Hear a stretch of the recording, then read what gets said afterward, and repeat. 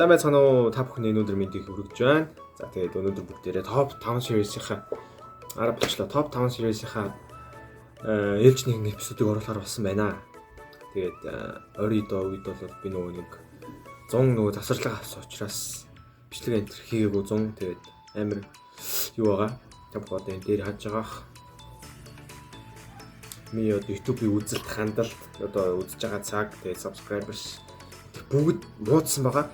Тэр та яг одоо миний бичлэгийг анх удаа үзэж байгаа бол өмнөх бичлэгүүдийг үзчихэд ор дээрээ миний бичлэг та анх нээлтсэн цагаас нь эхэлж үзэж байгаа бол лайк дарахад мартаарай. Бас шеэр хийж намайг дэмжээрэй гэж хүсмээр байна. За тэгээд өнөөдрийн топ 5 сэдв болвол миний үзчихсэн топ 5 кино. За тэгээд шууд бичлэг рүүгээ буцаа. За ингээд 5 дугаар байранд Incredibles орсон байна.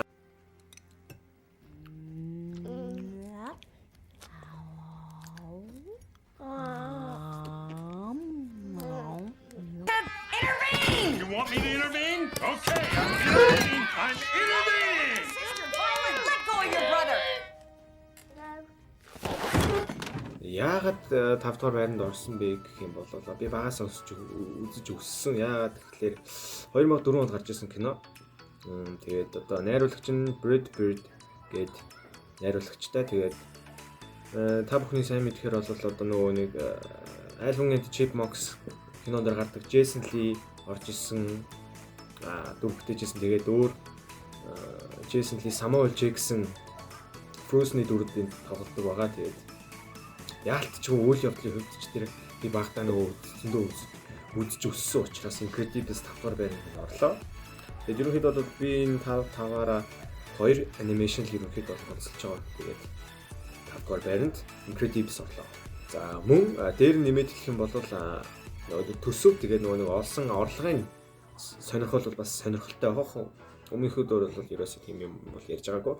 За тэгээд энэчнээс би харж байна л да. Тэгээд яг бажет буюу төсөв нь 92 сая 92 бокс оффисоос ерөнхийдөө бол 133 сая төгрөгийг олсон байна. За удах байранд та бүхэн дог сонсож байгаа. Яна ихтэй би копирайт авчих واخа. Тавих хэрэг байна уу байхгүй юу? За юу ч гэсэн би ямар ч бас cover entry-г оруулаад тавина. Та бүхэн ямар ч сонсоод ойлгосон байх. Энэ бол Rocky 4.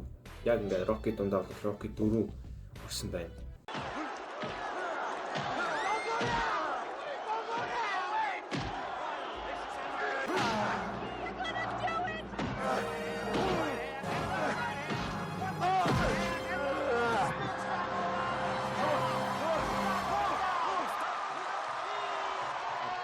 Мэдэх Sylvester Stallone тоглосон байгаа. Тэгээ энийг яг Sylvester Stallone гэж унших нь зөв үү? Тэгээд зохиолын болохоор өөрөө зохиолсон. За тэгээд дуунууд нь бол нэлээд алдартай Survivor хамтлаг дуулдаг. За тэгээд орлогын хувьд бол box office-оос 300 сая төгрөг олсон. Бажет буюу төсөв нь олонгууд 28 сая олсон. Тэгээд үйл явдлын хувьд гол дүр Rocky маань Орсын зөвлөлтийн нэгэн одоо тухайн үед амар зэрлэг робот ч юм уу эсвэл хүн ч юм уу би яг тэр өрсөлдөгчийн бол би ерөнхийдөө бол ойлгоогүй яг робот хагас робот юм шиг хагас хүн юм шиг нэг сонио тийм ямар ч юм мэдрэгдгүй тийм сонин хүнтэй ямар ч байсан Rocky маань тоглолтаад тэгээд эцэст нь ялаа дуустдаг байгаа. Тэгээд та бүхэн мэдээж үзчихсэн бах. Тэгээд үзег бол яг одоо үзээрэй гэж хэлээ. Тэгээд 4-р байранд Rocky 4 орлоо. Яах ёстой бэ? За 4 тийм ээ 4. Одоо 3-р байранд байна уу те? 3-р байр топ 3 яг дундчт нь Avengers орсон. Marvel. Би өөр Marvel-ийн бүр бараг улаан ногоо ягаан хар фэн.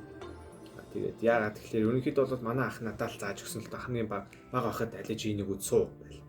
Тэгэл анх Iron Man-ыг хараад төмөр хүнийг хараад ёо гэл амар тийм болж ирсэн. Тэгээд тэр нар цагаас хойш ингээл яг үйл явдлын дараалал кинонуудын гарах дараалал нь үзэл яг миний бүрст ингээд цөсхөөргсөн бүр нэг юм кино болол яг Avengers-ийн энэ Infinity War байгаа.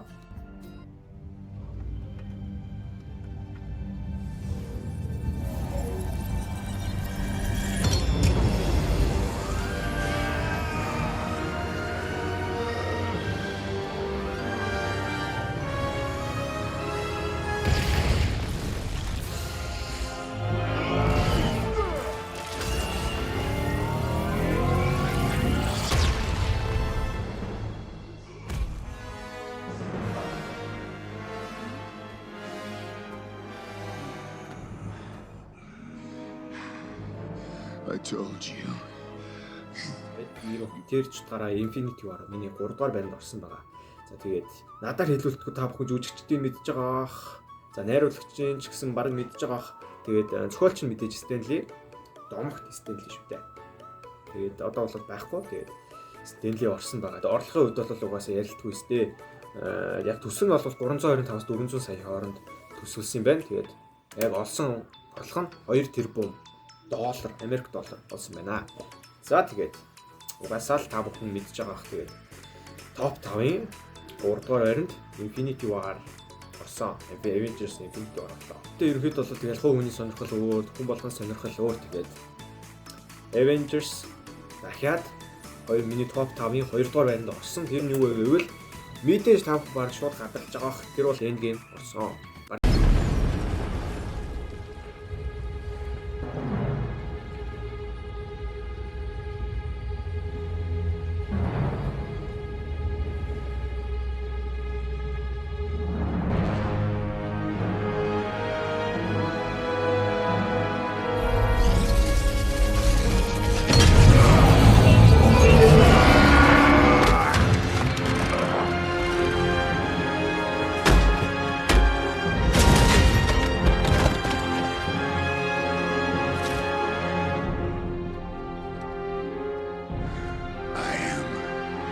Inevitable.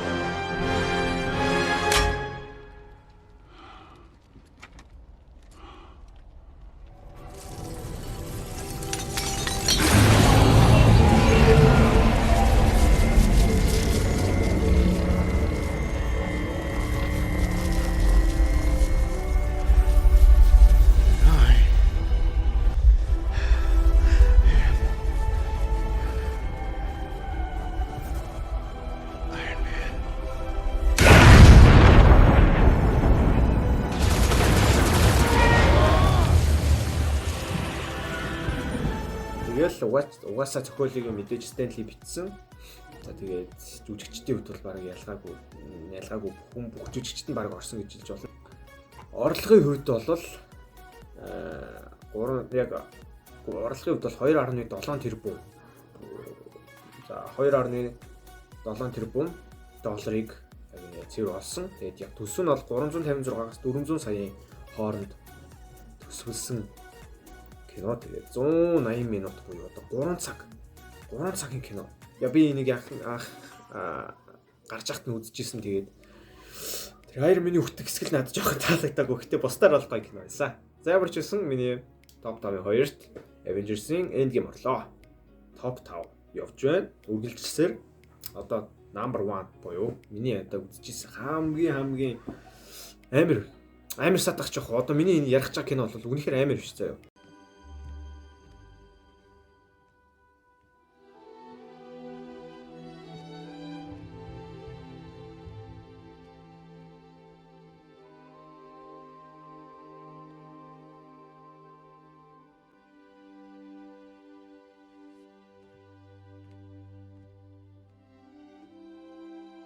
Buzz,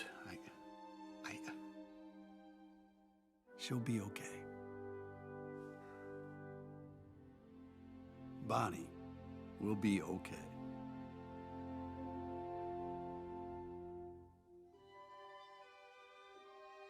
You sure? Hey, listen to your inner voice.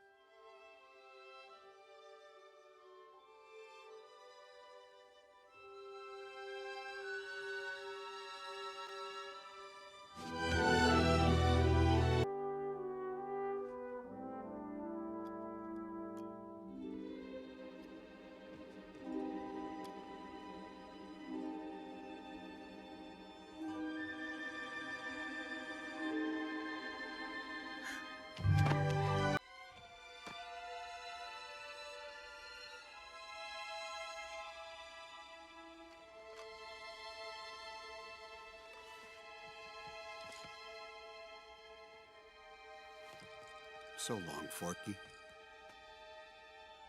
Forky? Does this mean Woody's a lost toy? He's not lost. Not anymore. To infinity and beyond.